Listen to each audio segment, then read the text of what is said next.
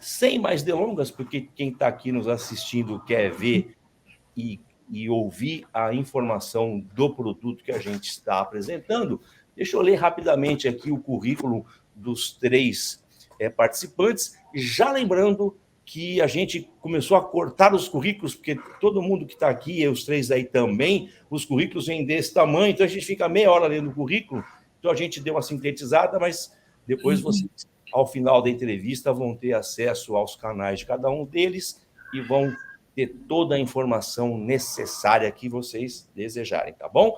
Então vamos dar aqui o nosso oi para o Bruno Luiz Avelino Cardoso, já conhecido aqui das pessoas que acompanham a Sinopses. O Bruno é psicólogo, professor adjunto do Departamento de Psicologia e do Programa de Pós-Graduação em Psicologia, Cognição e Comportamento da UFMG, também conhecida como Universidade Federal de Minas Gerais.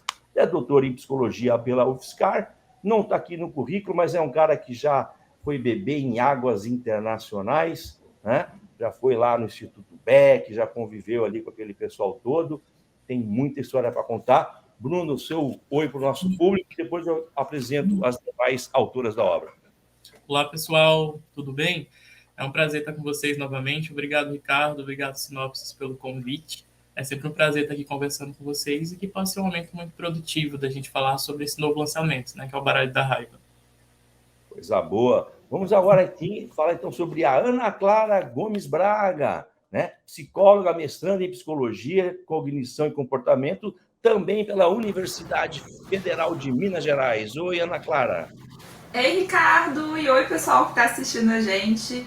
Muito obrigada pelo convite. No meu caso, é a primeira vez que eu estou aqui, então eu estou bem animada e espero que seja uma troca muito legal.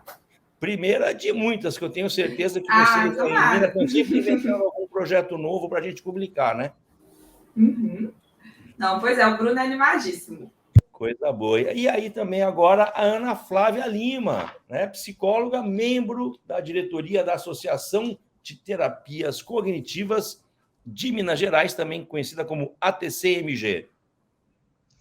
Muito obrigada pelo convite, estou muito feliz de estar aqui apresentando hoje o Baralho da Raiva, que a gente construiu com muito carinho, pensando na nossa prática clínica, né, na parte técnica também, para trazer aí um instrumento bem legal para trabalhar com o público de diversas faixas etárias e com um tema que aparece com muita frequência aí na clínica.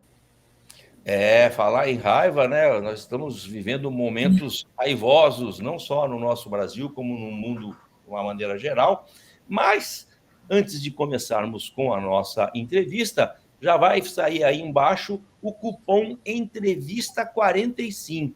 Então, você que está aí nos acompanhando agora, internauta, não importa se você está vendo esse vídeo agora em agosto de 2023, pode ser que você esteja assistindo esse vídeo sei lá, em setembro de 2042, se ainda tiver YouTube. Mas, enquanto tiver YouTube, enquanto este vídeo estiver no ar e o nosso site estiver funcionando, este cupom Entrevista 45 lhe dá 15% de desconto em todo o nosso site, inclusive no Baralho da Raiva também, tá bom? O cupom aí é Ad Eternum, tá certo? Não posso esquecer também de pedir que você se inscreva no nosso canal do Telegram, tá? É o canal que a gente usa para informar dessas entrevistas e dos lançamentos aqui da Sinopses Editora. Mas vamos começar a nossa entrevista e vamos começar chamando o Bruno, né? Nosso parceiro de longa data. Nem sei quais são os próximos projetos que estão vindo por aí, mas eu sei que tem mais uns 2 ou 3 já engatilhados. Bruno, vamos começar aqui contextualizando a questão da raiva nos dias de hoje. O que você tem para nos falar para o nosso público a respeito desse tema tão delicado? Pois é, né? A raiva, embora uma emoção universal que todos nós temos, né? Todos nós sentimos a raiva, ela ainda é muito injustiçada, digamos assim, né? Relacionada à nossa sociedade. As pessoas elas ainda tentam muito inibir essa raiva ou realmente tirar essa raiva ali de cena. Um exemplo que aparece muito isso, que a gente também tem acesso, é aquele filme Divertidamente, né? Que aparece as emoções, o painel de controle e como que as pessoas elas lutam, né? A alegria principalmente, ela está lá lutando para tirar a tristeza, a raiva e outras emoções que são avaliadas como desconfortáveis de sentir do controle. Contudo, essas emoções que nós temos, elas fazem parte da nossa formação, né, como um todo. E a raiva, atualmente, embora seja muito ignorada, isso também traz um problema, porque quanto mais eu ignoro e eu evito essa emoção, mais eu posso ter a tendência de me comportar de uma forma inadequada frente a essa emoção. Hoje a gente vê muitas pessoas tendo explosões de raiva, desregulação emocional, né, por não saber como lidar com essa emoção. Pessoas que estando passando por uma situação desafiadora, elas começam ali a utilizar dessa raiva de uma forma mais explosiva e às vezes violenta e prejudicial nas relações interpessoais.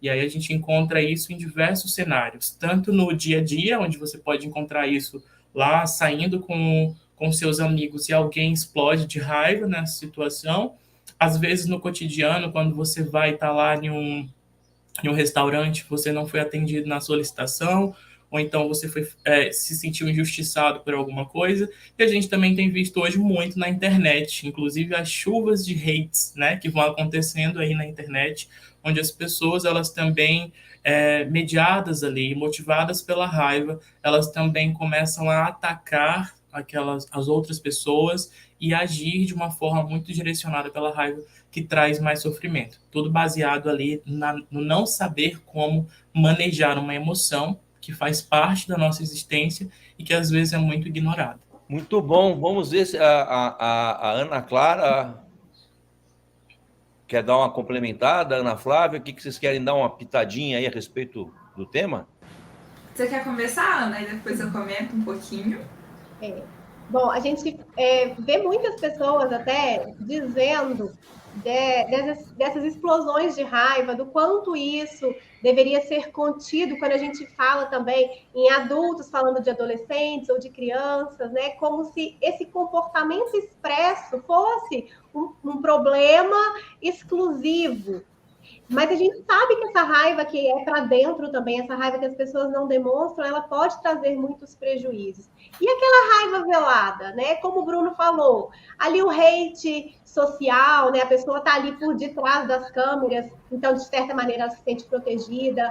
A facilidade hoje em bloquear alguém, isso também é uma expressão inadequada da raiva, de outras emoções que a pessoa não consegue comunicar de maneira assertiva e traz problemas no dia a dia para todo mundo, tanto para quem sente quanto para as pessoas que convivem ali. Então, hoje eu vejo que muitas pessoas estão reativas. Diante de uma situação simples, às vezes, ao invés de perguntar ou de procurar saber, de tentar entender o outro lado, elas simplesmente reagem e depois ainda justificam, né? Ah, mas eu achei que era daquele jeito, você não me explicou direito. Então, se implicar na situação, né? Ter essa capacidade de parar, pensar, refletir, é uma coisa que a gente precisa desenvolver e vai ser um dos objetivos do baralho também. Eu acho que tudo isso que a Ana e o Bruno falaram já traz muito contexto de uma forma bem legal. Talvez a única coisa que eu adicionaria, assim, que conversa muito com a fala da Ana Flávia, é que basicamente, enquanto a gente estava bolando, né, o baralho, a gente leu muito sobre a literatura da raiva. E uma coisa que me chamou a atenção é que quase sempre a gente tem a tendência social, por conta da nossa cultura, de olhar a raiva de uma forma bem dicotômica, bem distorcida mesmo. Então, ou é aquela raiva extrema, aquela coisa bem explosiva, bem externalizante, ou então uma coisa bem internalizada, mas que ao mesmo tempo essa pessoa ela suprime tantas emoções que ela não se coloca. E a gente perde, inclusive, em comunicação, por exemplo, em conseguir se expressar assertivamente. Então, acaba que a gente vê esses fenômenos aí, né? Tipo, o hate ou situações de linchamento. E, por outro lado, também a gente vê situações de pessoas estando em posições de submissão e de muito sofrimento com isso. Até algo que a gente viu bastante enquanto nós preparávamos o baralho, assim, é o quanto que isso também até é atravessado, por exemplo, por papéis de gênero, com homens tendo mais comportamentos externalizantes, mulheres mais comportamentos internalizantes. E a gente tentou pegar um pouquinho disso tudo também na hora de criar o baralho, para que ele fosse verdadeiro com o mundo que a gente vive. E com a realidade, por exemplo, que nem o pessoal falou, das redes sociais, do Brasil. Então, a ideia foi que realmente fosse algo aplicada ao mundo que existe aqui, que a gente tem acesso e que os nossos pacientes vão estar absorvendo diversas coisas, diversas informações sobre ele. Então, eu acho que tudo isso é muito massa. Fantástico. Vou pegar o gancho na colocação aí da Ana Clara, né, que ela mencionou quando estava pensando no fazer o baralho, que ela foi buscar algumas outras literaturas e tal. Bruno, como surge a ideia, né, de produzir esse baralho? Onde é que deu o insight? Não, vamos criar um projeto, um produto para que possa ser usado em clínica no dia a dia sobre esse tema. Legal. Eu até escrevi isso lá na apresentação, né, do baralho. Esse baralho ele surgiu de uma situação de raiva, né? Ele surgiu de uma situação de raiva em que eu tinha ido palestrar em um congresso lá em João Pessoa, e quando eu fui para pegar o meu voo lá em João Pessoa, a atendente não estava no lugar de fazer o check-in. E aí ela não estava no lugar de fazer o check-in, eu fui procurar, o voo ainda estava lá, ainda dava para mim entrar no voo, e não foram me atender, né? De jeito nenhum. Fiquei lá, eu perdi o voo. E quando o atendente volta, eu estava falando já com muita raiva, né, no telefone, mas não explodindo, né? Estava falando com a colega que também estava no aeroporto e tinha conseguido embarcar. Aí eu falei, nossa, ela só apareceu agora. E ela nem fala comigo, tipo assim, nossa, ela é muito mal educada. E ela ouviu falar isso, eu ouvi falar isso, né, que ela era mal educada. E essa mulher, ela explodiu de raiva na minha frente, né? Ela começou a gritar comigo na frente de todo mundo no aeroporto. E a reação que eu tive foi, meu Deus, né, o que eu vou fazer aqui uma hora dessa com essa mulher gritando comigo na frente de todo mundo no aeroporto. E aí ela segue e fala assim, olha, eu poderia até te ajudar, mas eu não vou te ajudar. Se você quiser, você que ligue para a companhia e você que resolva. E ela virou as costas e saiu e me deixou lá sozinho. Eu estava com muita raiva.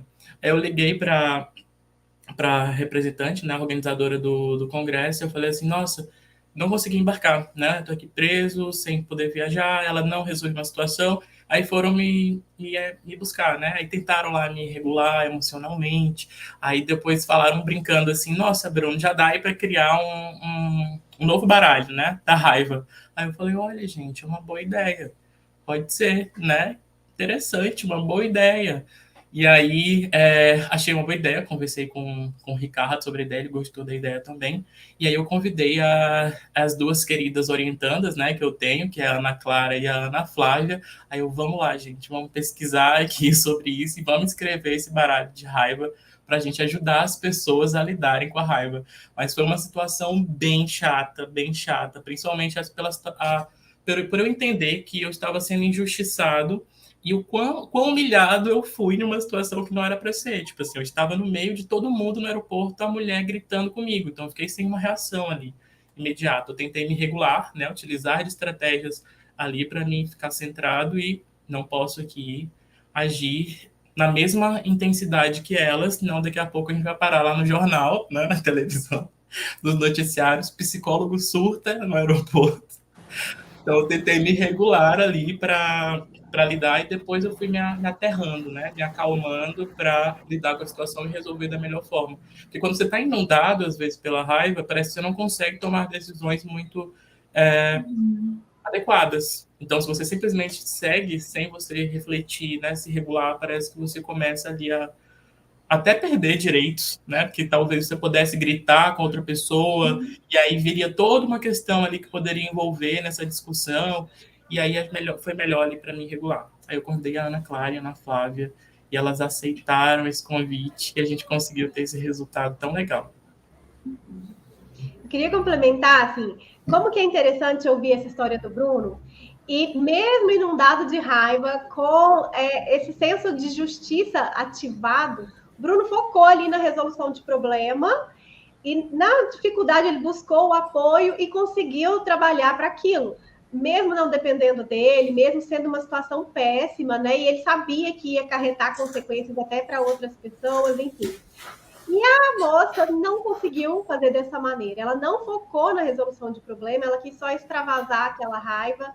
A gente, né, supõe, assim, talvez também tenha sido ativado nela um senso de justiça. Quem esse rapaz pensa que é para falar isso do mundo? Ou, às vezes, ela já estava ali com um monte de gotinha d'água enchendo o balde, aquele fato já transbordou, ou às vezes foi só um lado dela também vingativo, pirracento, que falou, agora ele vai ter. Ele me tratou desse jeito e ele vai ter o que ele merece. Então, essas singularidades da raiva para cada pessoa, em cada situação, que são importantes da gente avaliar. E quando o Bruno me chamou para escrever o Baralho da Raiva, eu fiquei muito feliz, porque sempre falar de emoções é muito bom, acho muito importante. E durante as nossas leituras e tudo, em alguns momentos, quando eu estava muito imersa ali, lendo sobre a raiva, eu conseguia sentir uma sensação fisiológica, e eu estava sozinha, não tinha uma situação de raiva, mas aquilo me ativava fisicamente e eu podia sentir a emoção. Então, como é interessante também a gente fazer essa pausa, sair daquela situação para a gente conseguir se acalmar, porque a emoção se retroalimenta na gente sem que a gente preste atenção, sem que seja nossa intenção. Eu acho que é muito legal tudo isso que a Ana e o Bruno estão trazendo. E, assim como a Ana, eu fiquei super feliz com o convite, assim. E acho que foi uma experiência muito boa, porque me levou a estudar mais sobre um tema que talvez eu tivesse um conhecimento até ali um pouco mais mediano mesmo. Porque eu tinha aquela ideia de que não podemos julgar a raiva, temos que aceitar, mas a gente realmente se debruçou em entender, por exemplo, qual a história da raiva. Então, como as pessoas foram vendo ao longo das culturas, assim, o que era raiva, como que a gente pode, em diferentes visões, né, das terapias cognitivo-comportamentais, entender e conceitualizar essa raiva. E tudo isso foi muito interessante, porque eu vejo que adicionou bastante também na minha prática clínica e também na minha experiência pessoal. Acho que é muito legal quando a gente se desdobra dentro de um assunto assim, que nem o Bruno trouxe, porque você vai vendo como que aquilo é aplicável em diversas situações do dia a dia. O Bruno, ele, por exemplo, trouxe o adulto saudável dele, né? E conseguiu, de uma forma muito legal, usar da raiva como uma ferramenta saudável e produtiva na situação que era super difícil que ele estava vivendo. E é bem bacana a gente conseguir até ter esse contraste com outra moça que talvez não tenha tido esse recurso. E que seria muito legal se a gente pudesse levar também esse recurso para outras pessoas. Então, acho que essa ideia surge de um lugar muito compassivo também, né? E é muito bacana poder ouvir essa história. Oi, gostou desse vídeo? Aqui e aqui existem mais 2 links para você continuar assistindo um excelente material sobre psicologia. E aqui embaixo, um cupom de desconto para você comprar em nosso site. Tchau!